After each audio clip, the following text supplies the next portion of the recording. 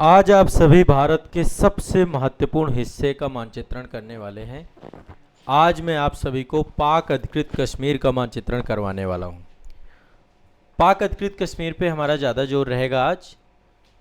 कश्मीर पाक अधिकृत भी है और चीन अधिकृत भी है। चीन ने भी अस्काई चीन वाले क्षेत्र में और पाकिस्तान ने भी कुछ हिस्सा दे रखा है। और आप सभी इस समय देख रहे हैं पीओके में लगातार प्रोटेस्ट चल रहे हैं वहाँ पर। उस पर भी बातचीत करेंगे कि प्रोटेस्ट वगैरह क्या है, क्यों हो रहे हैं यहाँ पर। पीओके पहली बात तो भारत का हिस्सा है, ठीक है, इसमें कोई बट नहीं है, लेकिन नियंत्रण पाकिस्तान का है, इलीगल नियंत्रण है।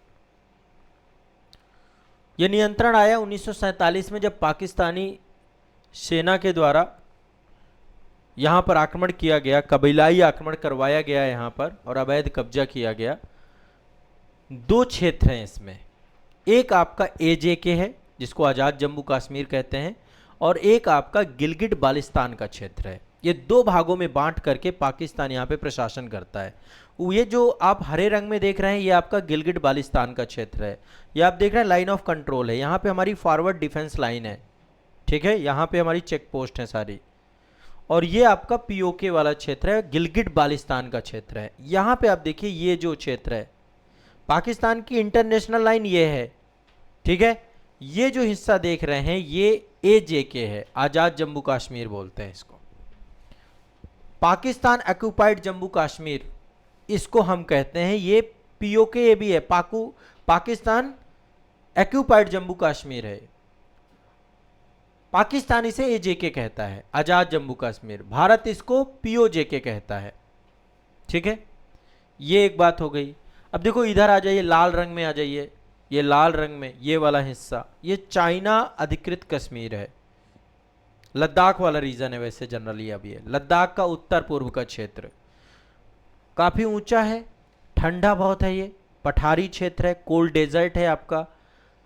अस्काई चीन का मतलब होता है सफ़ेद पत्थरों का मरुस्थल, रेतीला मरुस्थल होता है, वैसे ये बर्फीला मरुस्थल है आपका, ठंडा मरुस्थल है।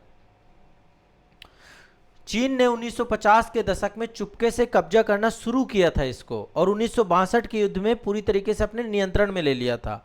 आज भी चीन यहाँ पे घुसपैठ करता रहता है, यहाँ बॉर्डर में आता रहता है। यहाँ पे आप देख रहे हैं ये आपकी लाइन ऑफ एक्चुअल कंट्रोल है, जो हम जहाँ पे हमारी सेना है, यहाँ पे हमारी सेना है, ठीक है। और ये लाइन ऑफ कंट्रोल है, एलओसी है, ये एलएसी है आपका ये।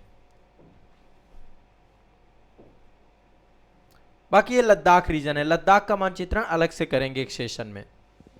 उच्च दर्रों की भूमि बोला जाता है लद्दाख को। हाँ अभी रुक जाओ, कौन सा वाला चाहिए? हाँ तो ये देखो लद्दाख में, ये जो गिलगिट बाल्टिस्तान है ये लद्दाख में है, गिलगिट बाल्टिस्तान वाला क्षेत्र लद्दाख में। रुक जाओ थोड़ा मैप में आते हैं, एक मिनट रुकिए। ये है देखिए, ये गिलगिट बाल्टिस्तान का क्षेत्र है लद्दाख में है, उत्तर पश्चिम वाला क्षेत्र है ये, ठीक है। और ये वाला हिस्सा देखिए मुजफ्फराबाद हो गया, यहाँ पे पुंछ हो गया, मीरपुर हो गया, ये आपका जो है एजेके है, पीओजेके बोलते हैं हम, ठीक है। ये कश्मीर जम्मू कश्मीर में आता है ये वाला हिस्सा।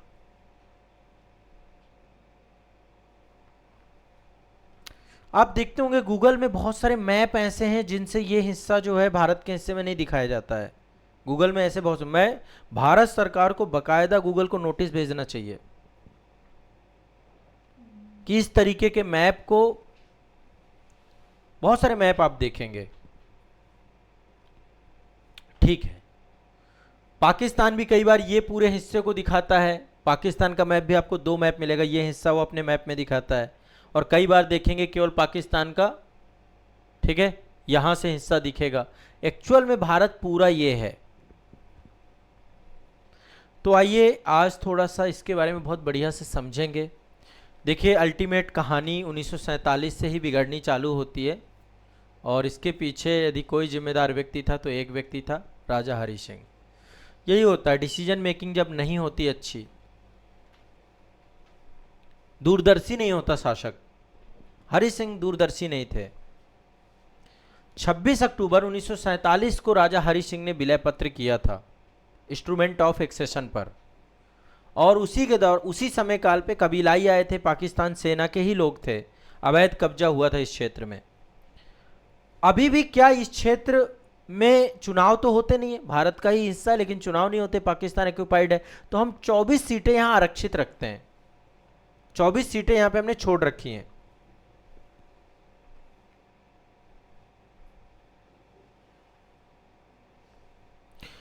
दूसरा ये वाला जो रीजन है, स्काई चीन वाला रीजन है, ब्रिटिश काल में जॉनसन लाइन के तहत जम्मू कश्मीर का ही हिस्सा था ये 1865 में। लेकिन चीन कभी जॉनसन लाइन को स्वीकार नहीं करता, ये वाली लाइन सब जॉनसन लाइन है। और 1962 में इसने पूरा क्षेत्र ये कब्जा ही लिया, ले ही लिया। अभी ये एलएसी द्वारा नियंत्रित होता है। ठीक है, अब थोड़ा सा एक बार समझते हैं यहाँ पे कौन कौन से एजेके के बारे में देखते हैं और पीओजेके के बारे में देखते हैं। इन पूरे प्रांतों के बारे में देखते हैं। थोड़ा सा देखो, पहले एरिया देख लो। टोटल जम्मू कश्मीर में जो गिलगिट बाल्टिस्तान वाला रीजन है, ऊपर वाला रीजन, ये टोटल कितना है? 64,817 किलोमीटर स्क्वायर। ठीक है, 64,817 किलोमीटर। ये गिलगिट बाल्टिस्तान वाला पाकिस्तान पीओके वाला क्षेत्र है, पार्ट ऑफ। ठीक है, ये क्षेत्र जो है चाइना को लीज में दिया गया है। सक्सगाम घाटी बोलते हैं इसको, सक्सगाम वैली। टोटल ये आपका जो है 1963 में चाइना को दे दिया गया 6,993 किलोमीटर का क्षेत्र। 6,993 किलोमीटर का क्षेत्र चाइना को दे दिया गया। तो ये भी, यहाँ पर भी चाइना बैठा हुआ है आपका। काराकोरम पास है, यहाँ पर ही अभी चाइना जो है, चाइना पाकिस्तान इकोनॉमिक कॉरिडोर बना रहा है आपका। इसके बाद देखिए, यहाँ पर आप देख रहे हैं स्काई चीन है, 37,244 किलोमीटर स्क्वायर। ये आपका जो है चाइना ऑक्यूपाइड है, चाइना का कंट्रोल है। यहाँ पे देखिए एक बहुत ही स्ट्रेटजिक लोकेशन है जिसका नाम है सियाचिन ग्लेशियर। ऑपरेशन मेघदूत चलाया था हमने, यहाँ पर भी पाकिस्तानी सेना आके बैठ गई थी। इंडियन कंट्रोल में है और टोटल 2600 किलोमीटर स्क्वायर। ये सियाचिन, नुब्रा नदी घाटी से होकर के सियाचिन जाते हैं। बहुत जटिल परिस्थितियां हैं यहाँ पे। ठीक है, अब देखिए इसमें भी ये कश्मीर है, कश्मीर संभाग। हमने जम्मू कश्मीर का मानचित्रण किया था। कश्मीर में देखा था हमने 10 जिले थे और जम्मू में भी 10 जिले थे। जम्मू ये है आपका। ठीक है, अब यहाँ पे ये पीओजेके है आपका, पीओजेके। भारत इसे पीओजेके कहते हैं, पाक ऑक्युपाइड जम्मू कश्मीर। ये टोटल आपका 13,297 किलोमीटर स्क्वायर है, 13,297 किलोमीटर स्क्वायर। लद्दाख का रीजन ये है आपका। क्षेत्रफल जनरली देख लीजिए, लद्दाख का रीजन है 59,146 किलोमीटर स्क्वायर। अभी इसमें 7 जिले बनाए गए हैं। ठीक है, पहले 2 जिले हुआ करते थे, अब 7 हो गए हैं। कश्मीर अलग है, कश्मीर संभाग में 16,351 किलोमीटर स्क्वायर और जम्मू आपका 26,293 किलोमीटर स्क्वायर। ठीक है, ये 2 अलग अलग संभाग है। तो ये जनरली आपका थोड़ा क्षेत्रफल का मुद्दा है। अब इसमें सबसे पहले हम पीओजेके की तरफ चलते हैं। ये पीओजेके, ये आप देखिए पीओजेके है। ये भारतीय भाग है, ये पीओजेके है।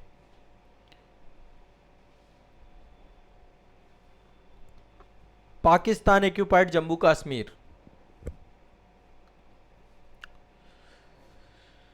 3 संभाग हैं इसमें और टोटल 10 जिले हैं। 3 संभाग हैं। एक तो मुजफ्फराबाद है आपका, ये मुजफ्फराबाद संभाग है।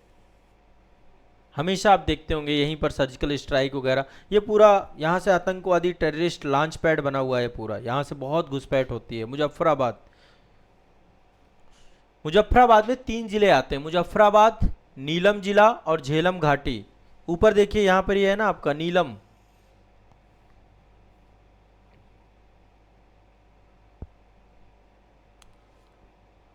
हाँ, ये आपका जो है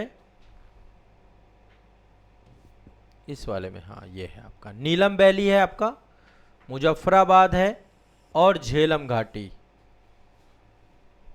ठीक है, झेलम घाटी, झेलम घाटी को हैतन बाला भी बोलते हैं। झेलम वैली एलओसी के बीच में, यहाँ पे आपकी एलओसी है पूरा का पूरा लाइन ऑफ। दूसरा आपका पुंछ है, पुंछ संभाग। पुंछ भारत में भी है, यहाँ भी है, पहाड़ी है, सामरिक रूप से अत्यंत संवेदनशील है। 4 जिले आते हैं इसमें। बाग जिला पहाड़ी ढलानों में जंगलों से घिरा हुआ है। इसके बाद हवेली जिला, बाग जिला, हवेली जिला और पुंछ जिला, पुंछ जिला। और एक है आपका सुधनोती, यहां पे देखिए सुधनोती है आपका, ये सुधनोती जिला। बाग जिला, हवेली जिला, पुंछ जिला, सुधनोती संभाग का सबसे छोटा जिला है आपका। इसके नीचे मीरपुर संभाग, ये आप देख रहे हैं ना, मीरपुर संभाग है आपका ये कंप्लीट। पीओजेके का सबसे दक्षिणी और मैदानी इलाका है। पाकिस्तान के पंजाब प्रांत से 3 जिले आते हैं इसमें, मीरपुर, कोटली और भिम्बर। कोटली, मीरपुर और भिम्बर, भिम्बर जिला। तो टोटल आपका जो पीओजेके है इसमें टोटल कितने हैं? 3 संभाग हैं, 10 जिले हैं। संभाग हैं, 10 जिले हैं। ठीक है, कौन कौन से? मुजफ्फराबाद, पुंछ और मीरपुर। क्लियर है? एजेके भी कहते हैं, पाकिस्तान इसे एजेके कहता है, आजाद जम्मू कश्मीर कहता है। मुजफ्फराबाद, नीलम जिला, झेलम घाटी या हैतनबाला। ठीक है, पुंछ संभाग 4 जिले हैं इसमें, बाग जिला, हवेली जिला, पुंछ जिला, सुधनेती। और मीरपुर में आपके मीरपुर, कोटली और भिम्बर। कोई दिक्कत?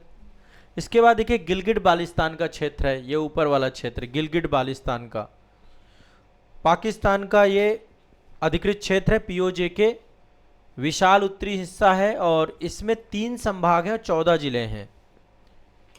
3 संभाग हैं और 14 जिले हैं।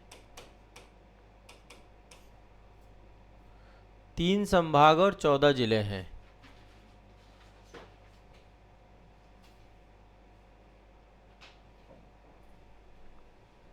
कौन कौन से संभाग हैं इसमें? एक है गिलगिट संभाग। गिलगिट संभाग में, गिलगिट संभाग में टोटल 6 जिले हैं आपके। गिलगिट संभाग में 6 जिले हैं। गिलगिट, हुनजा, नगर जिला, गिजिर जिला, गुजी यासिन जिला, सब यहीं पर हैं आपके। गुजी यासिन जिला और नगर द्वितीय, 6 जिले हैं टोटल गिलगित में। गिलगिट बाल्टिस्तान बोलते हैं मिलाकर के इसको। गिलगिट में 6 हैं आपके, गिलगिट जिला, हुनजा जिला, नगर जिला, गिजिर जिला, गुपी यासिन जिला, गुपी यासिन जिला और एक नगर द्वितीय जिला। फिर बाल्टिस्तान है आपका, इधर गिलगिट है, इधर बाल्टिस्तान है। गिलगिट बाल्टिस्तान, बाल्टिस्तान में टोटल आपके 5 जिले आते हैं। स्कर्दू जिला, स्कर्दू जिला जो केटू गार्डविन जाते हैं ना काराकोरम चोटी के लिए, यहीं से जाते हैं, स्कर्दू से होकर के जाते हैं, शुरू होती है। गांचे जिला, गांचे जिला सियाचिन ग्लेशियर के पास अवस्थित है। खरमंग जिला, खरमंग जिला, खरमंग जिला, सिगर जिला, राउंडू जिला, राउंडू। टोटल 3 संभाग हैं, 2 हो गए गिलगिट बाल्टिस्तान। एक है डायमेर संभाग। डायमेर संभाग 3 जिले आते हैं डायमेर में। ये आपका खैबर पख्तूनख्वा प्रांत की सीमा से सटा हुआ है, इधर है बिल्कुल से आपका, खैबर पख्तूनख्वा से सटा हुआ है डायमेर जिला। डायमेर में 3 आते हैं, डायमेर जिला, अस्टोर जिला और दारेल तारिंग जिला, दारेल तारिंग जिला, ये बालिस्तान, ये आपका हो गया डायमेर संभाग। तो टोटल 3 संभाग मैंने आपको बताया। गिलगिट में कितने हैं? 6 जिले हैं आपके। गिलगिट जिला, हुंजा, नगर जिला, गिजिर जिला, गुपी याशिन, हाँ गुपी याशिन और नगर द्वितीय, गुपी याशिन है, ठीक है। इसके बाद बालिस्तान में 5 हैं आपके, स्कर्दू जिला, गांजे जिला, खरमंग जिला, सीगर जिला, राउंडू जिला, ठीक है। और डायमेर में डायमेर आपका हो गया, अस्टोर आपका हो गया और एक दारेल तारिंग जिला हो गया, ठीक है। ये आपके टोटल, कोई दिक्कत? ये हो गया। जनरली देखो आमतौर पे अमूमन शायद आप इसे कभी पढ़े नहीं होंगे, फर्स्ट टाइम मुझे लगता है आप पढ़ रहे होंगे ये चीज़ को, ठीक है। ये जिला संभाग ये सब चीज़ें, लेकिन जनरली देखो भारत का हिस्सा है, मेरा मानना है इसे भी जानना चाहिए, समझना चाहिए कि क्या है। एक बार मैप में इन चीज़ों को थोड़ा डिटेल में आप देख लीजिएगा सभी को लेकर के। अब थोड़ा सा इसके बारे में और जानने का प्रयास करते हैं, ठीक है।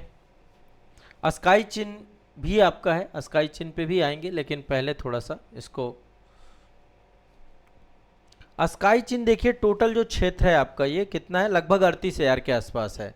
37,244 किलोमीटर का क्षेत्र है, पठारी क्षेत्र है। 3 संभाग हैं इसमें और 2 प्रांत हैं। चाइना ने यहाँ पे 2 प्रांत बना रखे हैं और 3 संभाग बना रखे हैं। एक यहाँ पे है सिंजियांग प्रांत, सिंजियांग प्रांत। अस्काई चिन्ह का 90% से अधिक हिस्सा सिंजियांग प्रांत के पास है और इसमें एक संभाग है होतान संभाग। सिंजियांग प्रांत याद रखिएगा, बीच बीच में चर्चा में आता रहता है, ठीक है। तो यहाँ पे एक संभाग है होतान संभाग, हेयान जिला, हेयान जिला इसके अंतर्गत पड़ता है। हेकांग जिला, हेयान जिला,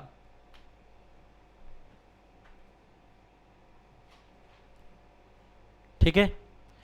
तो ज्यादातर क्षेत्र आपका सिंजियांग प्रांत के पास है। एक प्रांत आपका तिब्बत प्रांत पड़ता है। 2 प्रांत मैंने आपको बताए। पहला प्रांत क्या था? सिंजियांग प्रांत यहाँ पे, और दूसरा प्रांत है तिब्बत प्रांत। ये दोनों प्रांत आपके अस्काई चिन्ह वाले क्षेत्र से जुड़े हुए हैं, ठीक है।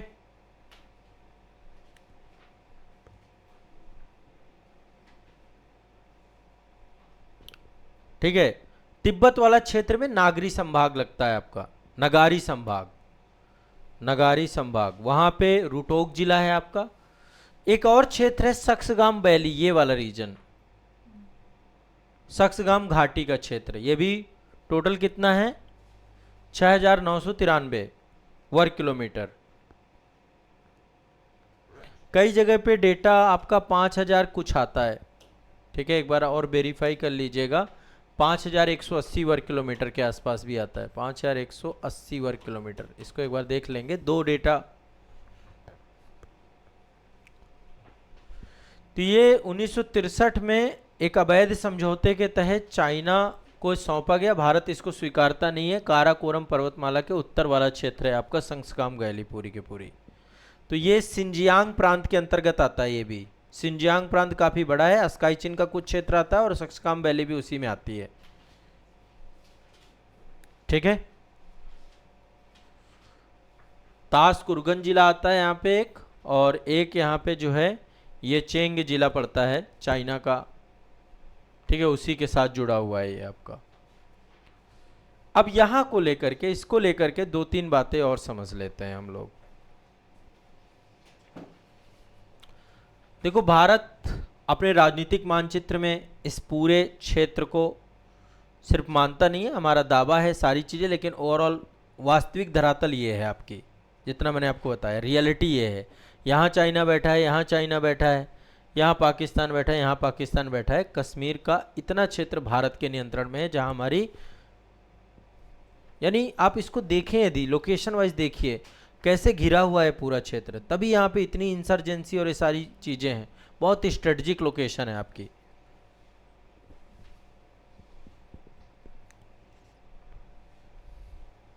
बहुत ज़रूरी था अनुच्छेद 370 को हटाना। यदि उसे नहीं हटाते तो निश्चित तौर पे क्षेत्र की समस्या कभी समाधान हो ही नहीं पाती। आर्टिकल 370 को समय रहते हुए सरकार ने बिल पावर के थ्रू हटाया। ये बहुत स्वागत योग्य है, जम्मू कश्मीर के लोगों के लिए भी है और निश्चित तौर पे भारत के लिए तो है ही है। ठीक है, तो आप लोगों ने एक तो आज़ाद जम्मू कश्मीर या जिसे POJK कहते हैं उसके बारे में जाना, गिलगिट बाल्टिस्तान के बारे में भी आपको, ठीक है, मैंने कुछ चीज़ें स्पष्ट की। अब यहाँ पर इसका इतिहास वगैरह ये सारी चीज़ें मैं यहाँ पे अभी डिस्कस नहीं करूँगा, फिर बहुत लंबा चला जाएगा। बस थोड़ा सा समझ लीजिए इसका एक स्ट्रेटजिक महत्व है, इम्पोर्टेंस है। सबसे पहले ये पूरा क्षेत्र आप देखेंगे मध्य एशिया का प्रवेश द्वार है। भारत में मध्य एशिया के साथ हमारे संबंध इतने अच्छे नहीं बन पाए, यहाँ पे अफगानिस्तान की बॉर्डर लगती है, तो मध्य एशिया के साथ जो हमारे रिलेशन है, हमें चाबहार पोर्ट पे जाकर के, आज पाकिस्तान के कारण से हम चाबहार पोर्ट में जाकर के आश्रित हैं मध्य एशिया से ट्रेड करने के लिए। तो ये मध्य एशिया का क्या है, प्रवेश द्वार है। अफगानिस्तान, तजाकिस्तान, मध्य एशियाई देशों को जोड़ता है, थल स्थल रूट प्रदान करता है। तो भारत का सीधा संपर्क कटा हुआ है आपका। दूसरा, इस पूरे क्षेत्र पे चाइना पाकिस्तान इकोनॉमिक कॉरिडोर आपका बन रहा है, चीन की महत्वाकांक्षी परियोजना है। ठीक है, ग्वादर पोर्ट तक जाकर के जोड़ती है, तो गिलगिट बाल्टिस्तान से होकर के गुजरता है। ठीक है, चीन का सिंजियांग प्रांत किससे जोड़ दिया उसने, ग्वादर पोर्ट से जोड़ दिया। भारत इसका लगातार विरोध करता रहता है क्योंकि भारत की संप्रभुता का उल्लंघन हो रहा है। दूसरा, चाइना पूरा प्रवेश कर चुका है इस रीजन में, POK रीजन में भी चाइना की एंट्री हो चुकी है। चाइना ने इकोनॉमिक कॉरिडोर यहाँ सीधा बना दिया है ग्वादर पोर्ट तक, तो यहाँ सब जगह चाइना है। रोडें सड़कें सब बन चुकी है, इंफ्रा पूरा डेवलप हो रहा है। दूसरा, यहाँ पे कई सारी भाषाएं जो स्थानीय भाषाएं, एक तो पहाड़ी क्षेत्र है, बहुत सारी जनजातियों का निवास स्थान है।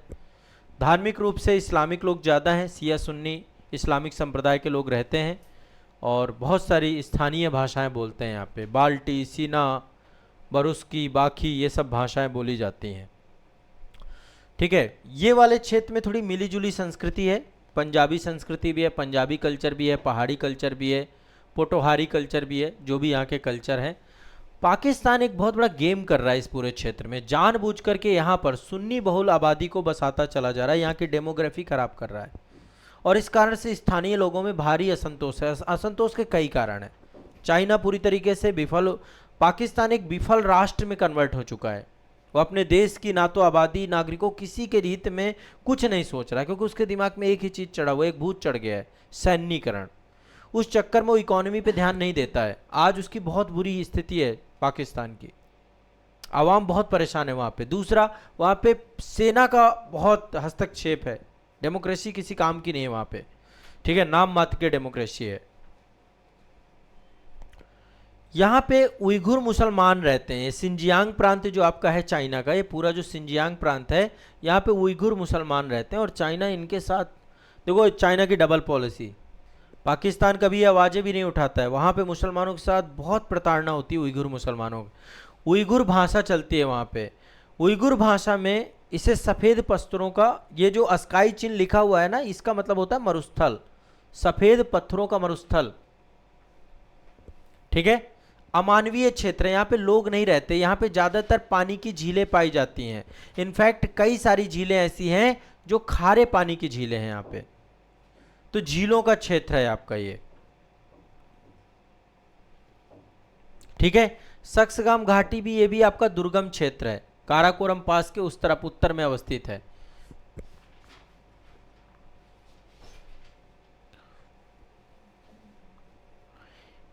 (1865) में एक ब्रिटिश अधिकारी आए थे, सिविल सर्वेयर W.H. जॉनसन, वो भारत आए थे और उन्होंने अस्काई चिन्ह को भारत का हिस्सा दिखाया था, बाकायदा एक जॉनसन लाइन क्रिएट की थी और भारत का ही हिस्सा था। इसके बाद जो महाराजा हरि सिंह थे, हरि सिंह जी के समय तक यही था। जब विलय पत्र साइन हुआ था तब ये पूरा क्षेत्र भारत को सौंपा गया था, लेकिन 1949 के बाद चाइना लगातार इस पूरे क्षेत्र में प्रवेश करता रहा। 1947 में पाकिस्तान ने इस पूरे क्षेत्र को कब्जाया। 1949 के बाद यहाँ पे लगातार चाइना की घुसपैठ, क्योंकि 1949 में चाइना की क्रांति हुई थी। उसके बाद माओत्सो तुंग की सरकार के द्वारा पहले तिब्बत पे कब्जा किया गया, तिब्बत का सिंजियांग प्रांत चीन को जोड़ने के लिए स्काई चीन से होकर जाता है। यहाँ पे देखिए इधर तिब्बत है, इस रीजन में तिब्बत है, इधर आपका ये सिंजियांग प्रांत है। तो यदि तिब्बत को सिंजियांग से जोड़ना है तो स्काई चीन को लेना पड़ेगा, समझिए बात को। इधर है सिंजियांग प्रांत, ये चाइना का रीजन है, ये पूरा का पूरा क्षेत्र सिंजियांग का है, इधर तिब्बत रीजन है। तो दोनों को कनेक्ट करना है तो स्काई चीन लेना पड़ेगा। तो माओत्सो तुंग की पॉलिसी है ये। 1950 में भारत को पता चला, सोचो 2 साल काम किया यहाँ पे, कि यहाँ पे उसने एक नेशनल हाईवे बना लिया इस जगह से। इसके बाद फिर युद्ध 62 का होता ही है आपका। यहाँ जब चूंकि हाईवे बना चुका था, इस पूरे रीजन पे आता ही है। 62 का युद्ध होता है। 62 के युद्ध के बाद घाव बहुत बुरे थे, चाइना ने विधिवत कूटा, भारत पराजित हुआ उस युद्ध में, और फाइनली इसको और खरीद लिया, सक्सगाम वैली को। इतना तो ले ही लिया हूँ, ये भी ले लेता हूँ, सौदा कर लिया। इससे तनाव और बढ़ गया। 1962 के युद्ध के कई कारण है। एक तो ये सौदा भी है, हुआ ये बाद में, लेकिन पहले से पूरी पाकिस्तान से चीन की चालें चल रही थी। दूसरा, दलाई लामा भारत आ गए। तिब्बत जब उसने इन्वेड किया, तिब्बत पे कब्जा हुआ, तो दलाई लामा भारत आ गए, शरण ले लिया। ठीक है, तो अभी जितना भी है सब लाइन ऑफ एक्चुअल कंट्रोल, यहां पर हमारी सेना रहती है, एफडीएल है, यहाँ पे फॉरवर्ड डिफेंस लाइन है। समय समय पे अभी गलवान घाटी पे आपने देखा कितना लंबा चला मामला, पूरा का पूरा कोविड के टाइम पे। एक तरफ दुनिया कोविड झेल रही थी, दूसरी तरफ भारत चाइना को झेल रहा था। यहाँ पे बहुत खतरनाक तनाव हुआ, विधिवत मारपीट तक होती है। डोकलाम आप सभी ने सुना होगा, भूटान के पास एक लोकेशन है डोकलाम, वहां पर चाइना सड़कें बना रहा था। तो एक बहुत बड़ा इंपॉर्टेंस तो स्काई चीन का भी है, पीओके का भी है, इन सब का अपना एक व्यवस्थित। ठीक है, तो ये सारी चीज़ें आपको ध्यान में रखना है। बाकी इसके बारे में और डिस्कस करेंगे। थोड़ा सा सियाचिन ग्लेशियर के बारे में आपको बता देता हूँ।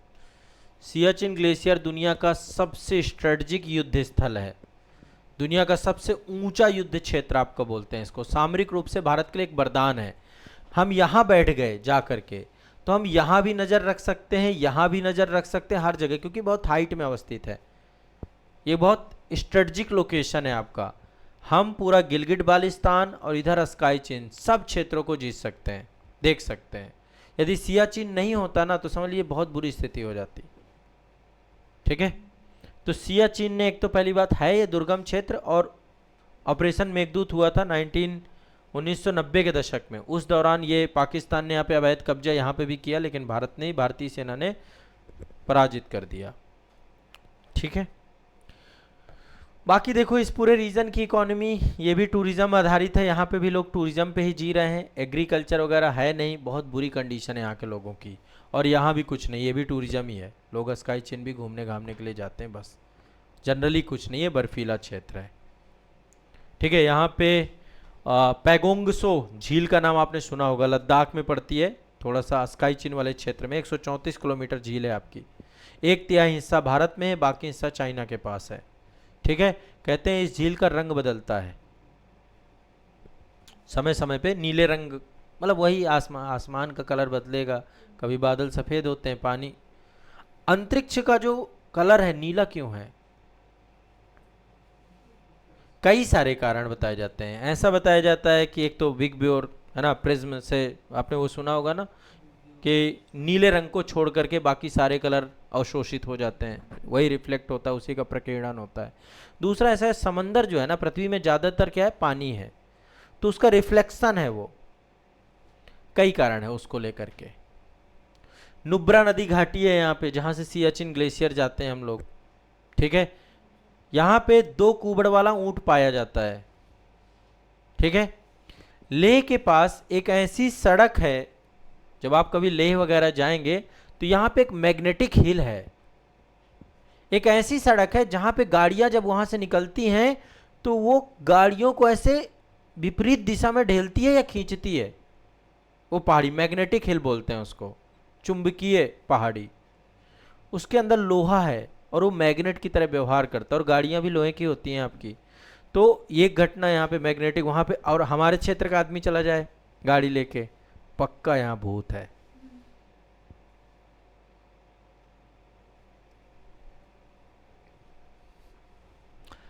मेरा एक ड्राइवर है, उसके साथ जब कभी मैं जाता हूँ तो मुझे बीच बीच की कहानियाँ सुनाता रहता है। हुई होंगे उसके साथ कभी घटनाएं, और रात को कभी 10-11 बजे गाड़ी वो चला रहा, चला चलाते बीच बीच कहानी सुनाने दिया उसने। ऐसी कहानी सुना दी उसने कि सर देखिए अभी कुछ दिख न जाए यहाँ पे आसपास। अब दिमाग एक्टिव बिल्कुल से पूरा कि यार, बोले यहाँ दिखता है, यहाँ पे कुछ ना कुछ घटना घटती है। मैंने कहा तुम कितने साल से चला रहे हो? बोले सर मैं 20 साल से चला रहा हूँ गाड़ी। मैंने 20 साल से तुम्हें क्या दिखा? बोले मुझे तो कुछ नहीं दिखा, मुझे तो लोगों ने बताया। वहाँ हो जाती होंगी एक दो घटनाएं, मान लो कभी हो जाती, कई जगह घटनाएं घटती हैं गाड़ी चलाते हुए अनियंत्रित, यदि आप रूल रेगुलेशन से नहीं चलाओ। फिर उसने बोला सर आप तो कुछ नहीं मानते हैं, जब घट जाएगा तब मानेंगे। अरे ना भाई, भी निकल जाने दे कैसे भी करके यहाँ से। भगवान जी का फिर वहीं पे हनुमान जी का नाम लेके उनके नाम से निकल जाते हैं। वो 3-4 जगह टोकता है, वहाँ पैर वैर भी कहे सर जी बस नाम का नाम लीजिए यहाँ से निकल जाए। है उसके 3-4 लोकेशन है। अब तो कई बार यदि मैं अकेले ड्राइव कर रहा होता हूँ, मान लो वो नहीं है, मैं अकेले चला रहा होता हूँ और उस एरिया में पहुँचता हूँ, तो मैं पहले देखता हूँ, वो ऐसे बताएगा सर हो सकता है कोई भेड़ दिखे आपको, भेड़ दिखेगी, होगी नहीं, चले चले जाना है, उसमें रोकना नहीं है, कुछ भी दिखे सर रोकना नहीं है, इस टाइप से। अरे कई बार क्या होता है, नील गाय वगैरह भी होती है ना जंगलों से, वो बहुत फुर्तीला जानवर है नील गाय। कभी वो रोशनी की तरफ भागता है, जिधर से रोशनी देखेगा। अब कई बार वो आ जाते हैं, खेत वेत होते हैं, वहाँ से आ गए नील गाय, और नील गाय एक बार जब भिड़ती है ना तो सोचिए गाड़ी पचक जाएगी, उसको कुछ नहीं होता है, बस पचका देती है, वो इतनी खतरनाक होती है वो। तो वो इतना हवा भर देगा कुछ कहने को नहीं। एक बार मैं उसको लेकर गया मैहर, सोचो, माता जी के दर्शन करने। दर्शन करने के बाद जब लौटने की बात थी, 9 बजे से मुझे बोलना चालू, सर जी जल्दी चलिए, सर जी लेट हो जाएगा, आप समझ नहीं रहे रास्ते में डकैत लगते हैं। तो मैंने कहा कोई दिक्कत नहीं है, चलेंगे आराम चलेंगे हम, कोई उधर से कलिंजर वाला रूट पड़ता है, एक कलिंजर से आप नरैनी आते हैं, फिर नरैनी से बांदा बबेरू, वही वाला रूट था हमारा। पहाड़ी खेरा, एक पहाड़ी क्षेत्र आता है वो, चूँकि थोड़ा सा हाइट में है मैहर में शारदा माता है। अब वहाँ से हाइट में आए, रात होगी, 12 बज गए। अब घर में क्या है, घर में जैसे माता जी हैं या फिर और घर के जो पारिवारिक सदस्य, उनकी शॉपिंग छूट जाती है। 2-3 बार मैंने भी उनको मेंशन किया कि जल्दी कर लीजिए, जो भी है ड्राइवर कुछ बता रहा है।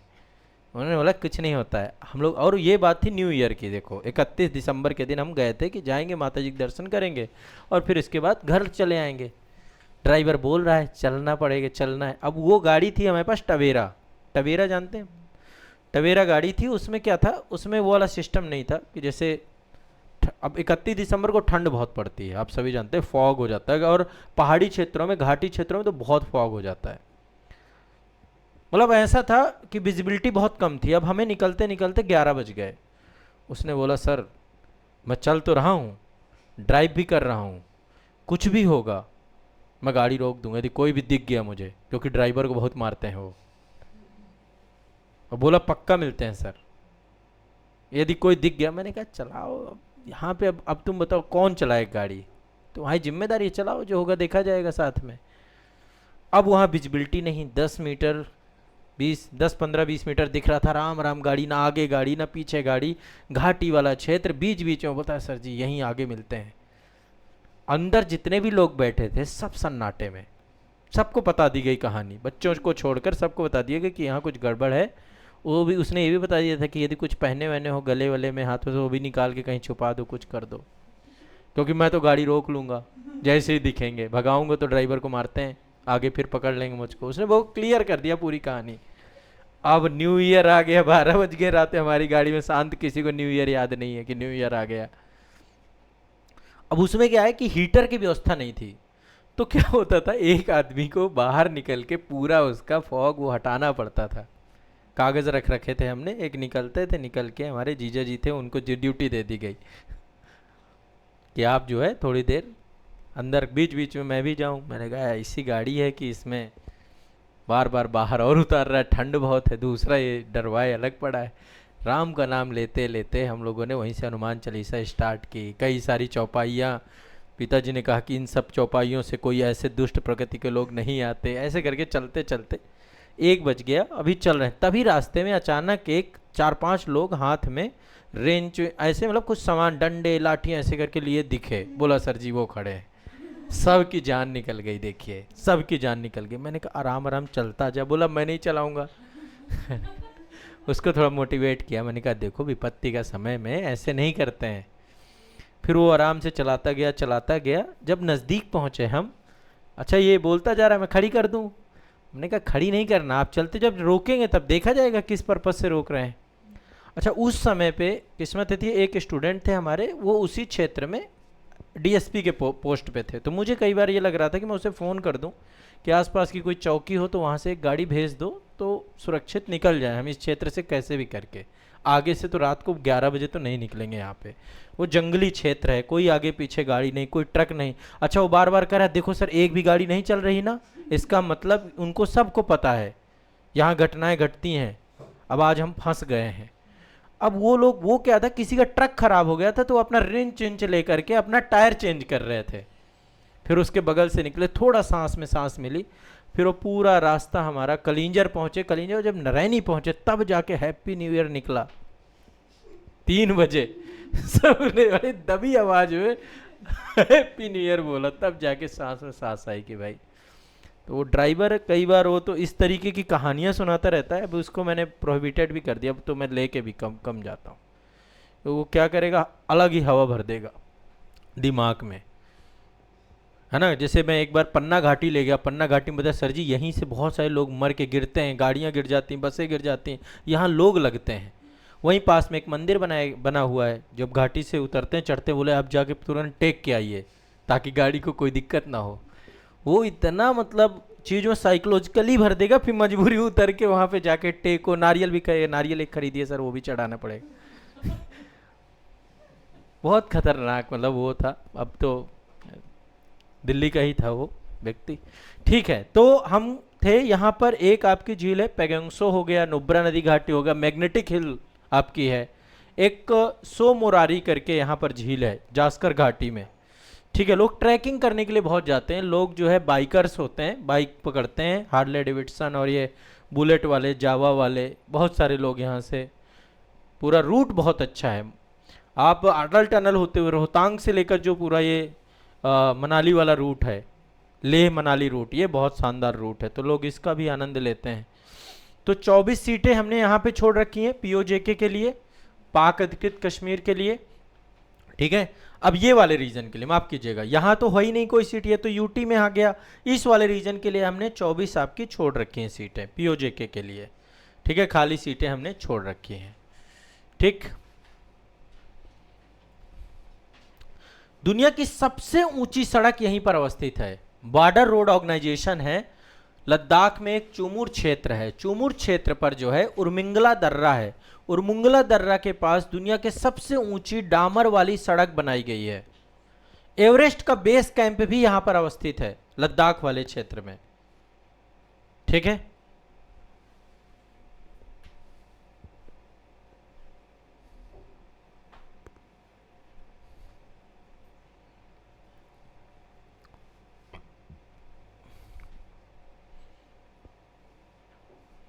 ठीक है, ये सारी जनरल बातें हैं। वर्तमान हालत में आपको बता देता हूँ थोड़ा सा, तो जनरली और आपको आइडिया लग जाएगा। हालात बहुत तनावपूर्ण है यहाँ पे, अभी बहुत बुरी स्थिति है यहाँ पर, विद्रोह की स्थिति है, प्रदर्शन चल रहे हैं। यहाँ पे एक संस्था है JAC, ज्वाइंट अवामी एक्शन कमेटी, उसके द्वारा लीड किया जा रहा है पूरे मामले को। और पाकिस्तान की जो सेना है, सुरक्षा बल हैं, उनके द्वारा लगातार विरोध प्रदर्शन को दबाया जा रहा है। ठीक है, तो यहाँ पर भारी हिंसा और मौतें हो रही हैं लगातार, कंटिन्यूअस।